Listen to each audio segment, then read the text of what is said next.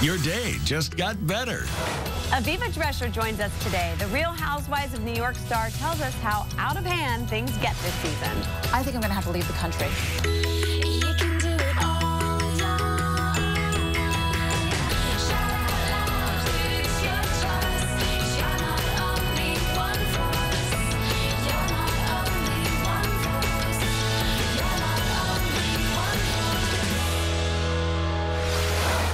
Over in the living room, by the way, we have another great guest, the newest addition to Bravo's hit show, The Real Housewives of New York, and perhaps one of the most inspiring they've ever had, Aviva Drescher. Hi there. Hi. How are you? Do you do any cooking or baking in the kitchen? Well, with 4 kids, I do cook. I have to cook. Yes. Do you cook something different for every one of them, or do you just say, look, this is dinner tonight, sit down and eat? Unfortunately, I cook a different thing for every one of them. I'm such a sucker. Really? I do the same. I have to do the same. Oh, Aviva. I'm lame.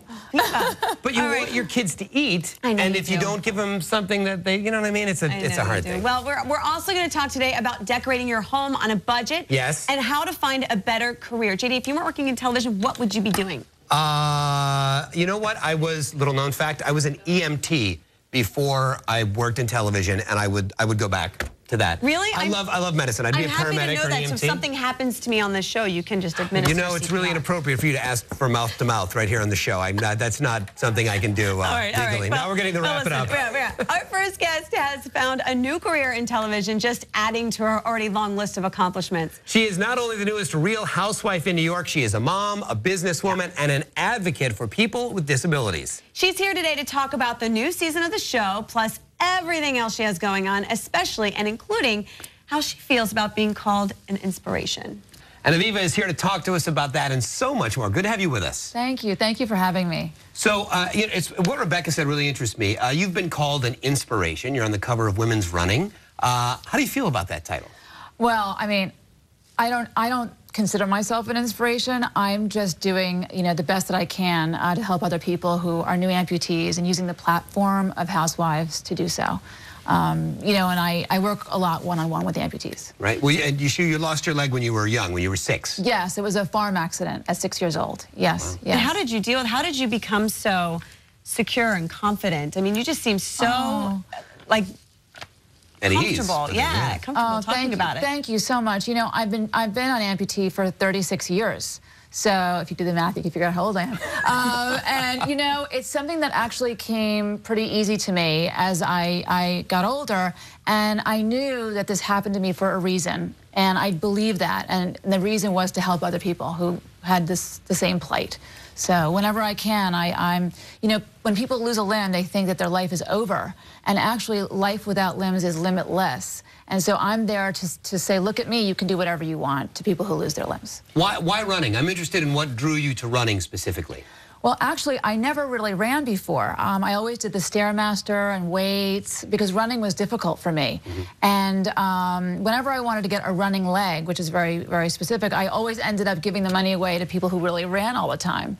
So I took up running because I know it's great exercise, but also to see if I liked it and to see if I developed a passion for it, and then I'm going to spring for a running prosthetic. So, and I do love it. So you do? I'm new. It's only been 1 to 2 years that I've started to run. So is that what you do to stay fit? Is run or other things? Oh, other things. The first thing is what you put in your mouth. Yes. Okay, so I'm very, very, very diligent about what I eat. And then I run and I do the Stairmaster and I do some weights and I chase after my children. Okay, you said before that you make 4 different dinners, but before we started, you said you keep no sugar in the house.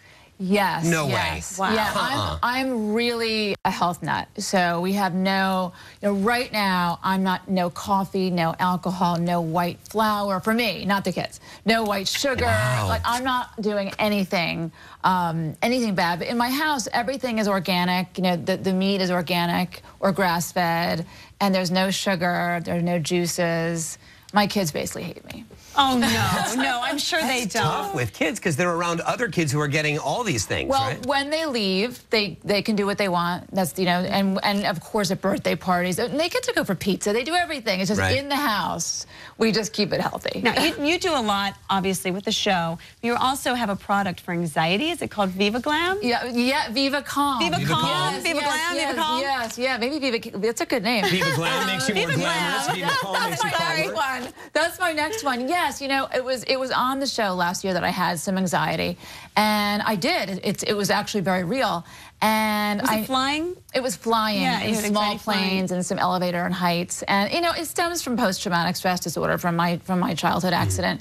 And so with a company called VitaQuest, this friend of mine named Keith Frankel gave me some minerals, and I had taken like the medical drugs, you know, once or twice on an airplane, and I felt like they made me so tired. So I went to my friend Keith Frankel, who's like the vitamin king. He's like, I call him the Donald Trump of the vitamin world at VitaQuest, and he gave me these minerals, calcium, magnesium, potassium, and some other things, and I started feeling so amazing and calm. So I said, we've got to make something for other people to have this. So we made this product, powder stick called VivaCalm. And you just pour it in your drink or put it under your tongue, and instantly you feel really calm. Wow. I've got to try it. I know, I totally got to check that out. We have to take a quick break. When we come back, we're going to talk a little bit about the new season of Real Housewives and the work that Aviva is doing on behalf of Boston Marathon victims. And later, casual but cool, how to be comfortable without sacrificing styles. And who says old can't be new again? We've got tips to transform just about anything into new accessories for your home. We are back with Real Housewives of New York star Aviva Drescher. We've been talking about your advocacy for new amputees. We were talking about VivaCalm. Talk to us about being a housewife. You're the first one on the show that was actually born and bred in New York. Is that right? Yes, yes.